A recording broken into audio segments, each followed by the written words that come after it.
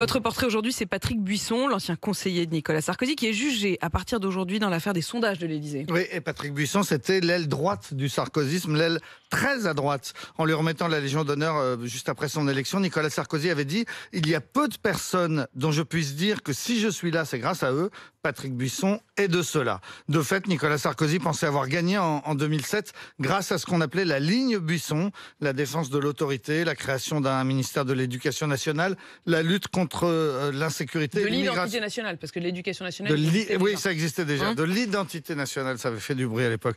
Jean-Marie Le Pen lui-même avait commenté « Patrick Buisson, c'est celui qui a donné à Nicolas Sarkozy les codes pour séduire mes électeurs et pour siphonner le Front National ». On était en 2007, c'était l'heure de gloire pour ce conseiller de l'ombre venu de l'extrême droite, donc longtemps journaliste à Minute, puis à Valeurs Actuelles. Il est ensuite devenu le patron de la chaîne Histoire, propriété de TF1, tout en étant le conseiller officieux de Nicolas Sarkozy à l'Élysée, et tout en écrivant des livres comme par exemple une monumentale histoire en 2 tomes de la sexualité sous l'occupation allemande, un sujet que personne d'autre que lui n'avait songé à traiter. Et pas depuis non plus d'ailleurs, je pense.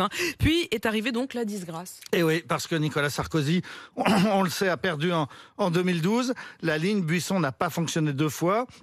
Parce que Nicolas Sarkozy a découvert que son fidèle conseiller avait aussi une très mauvaise habitude. Il enregistrait toutes les réunions et les conversations privées avec un petit dictaphone.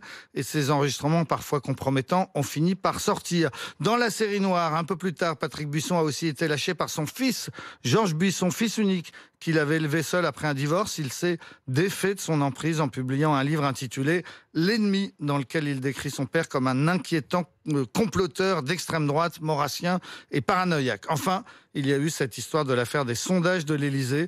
Patrick Buisson est accusé d'avoir commandé des centaines de sondages dans des conditions occultes et souvent en les revendant 2 fois, d'abord à l'Élysée puis au Figaro. Le procès pour cette affaire s'ouvre aujourd'hui. Et vous nous raconterez d'ailleurs cette affaire plus en détail à 7h50 dans le Expliquez-nous.